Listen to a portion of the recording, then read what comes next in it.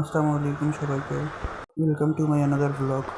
আমি আজকে খেতে গিয়েছিলাম পিৎজা টাইমে। পিৎজার টেস্টটা মোটামুটি আমার কাছে ভালোই লেগেছে। অন্যদের কাছে কেমন লাগবে জানি না, সবার টেস্ট বাদ তো আলাদা।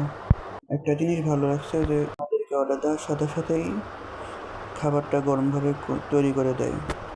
ফ্রিজে আগেই তৈরি করা থাকে এরকম না, এটা একটা ভালো দিক।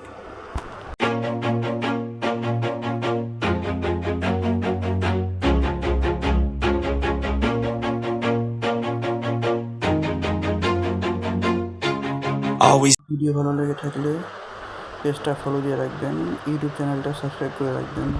যদি কোনো মতামত থাকে সেটা কমেন্টে জানাবেন।